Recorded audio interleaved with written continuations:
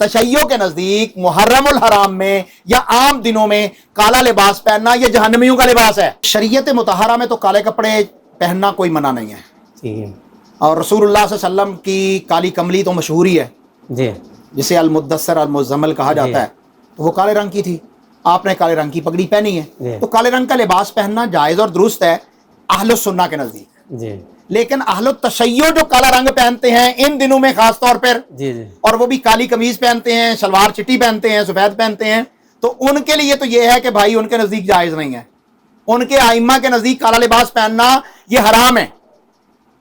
تشیع کے نزدیک محرم الحرام میں یا عام دنوں میں کالا لباس پہننا یہ جہنمیوں کا لباس ہے۔ علامہ صاحب وہی تو سب سے زیادہ یہ پہنتے ہیں کالا لباس۔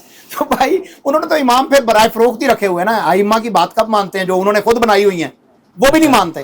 تو ان کے ائمہ نے کالے لباس کو فرعونیوں کا لباس قرار دیا ہوا ہے، تشیع کی کتب میں یہاں پر موجود ہے، میں نکال کے دکھا سکتا ہوں، اور انہی کے ائمہ نے اس لباس کو جہنمیوں کا لباس قرار دیا ہوا ہے۔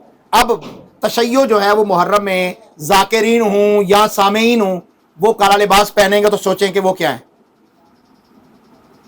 کتاب و سنت میں دین اسلام میں لباس کالا رنگ کا پہننا اس کی کوئی ممانعت نہیں ہے۔ کہا جاتا زعفرانی کلر جو ہے وہ مردوں کے لیے حرام ہے، ریشمی لباس مردوں کے لیے حرام ہے، عورتوں کے لیے ریشمی لباس بھی حلال ہے۔